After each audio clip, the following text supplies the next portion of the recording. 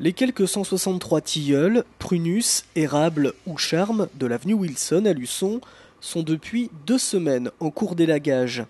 Le service des espaces verts de la ville, chaque année, a une mission d'élagage qui s'étale sur un plan pluriannuel de 3 ans et qui débute de la mi-octobre à début mars. Une taille très attendue, avenue Wilson, par les riverains, puisque les tronçonneuses n'étaient pas passées au travers des branches depuis 4 ans. Cette rue devait être faite déjà l'an dernier, parce qu'on avait fait un roulement de 3 ans sur certaines avenues, donc au niveau des problèmes de taille. Donc on a décalé un petit peu cette année, suite à un problème de nacelle qu'il y a eu l'an dernier. Donc la taille est lancée depuis maintenant, ça fait 2 semaines. Certaines rues sont faites tous les ans, comme la rue du Général de Gaulle, la route de Fontenay, devant le lycée polyvalent, la rue de la Gare.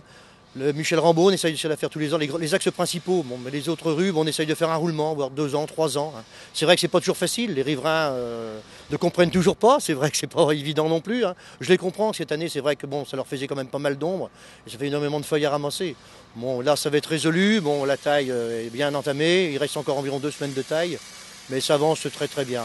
Et je leur tire mon chapeau quand même, parce que là, ils sont quand même que 2, avec un apprenti, et faire l'avenue à 2 ou à 3, c'est pas toujours simple. Effectivement, le travail est conséquent à Luçon, puisque la cité de Richelieu compte près de 4000 arbres, dont 1650 rien que sur les avenues.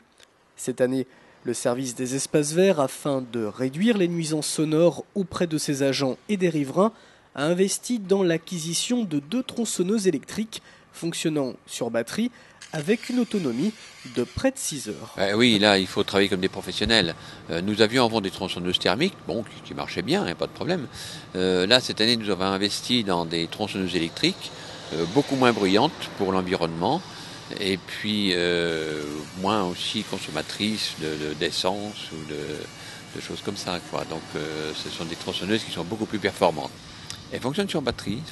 Les batteries sont fixées sur le dos des agents et donc c'est beaucoup plus maniable. Elles ne sont pas lourdes, elles sont très très bien, elles sont efficaces pour ce genre de travail. D'un coût de 9 600 € TTC, ce nouveau matériel permet aux agents de travailler sans casque et n'engendre aucune pollution.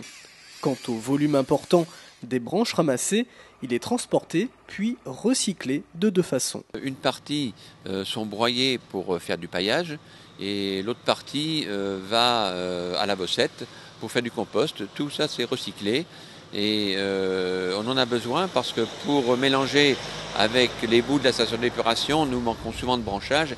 Le branchage est un très très bon végétaux pour ça. Donc oui, rien n'est perdu, tout est recyclé.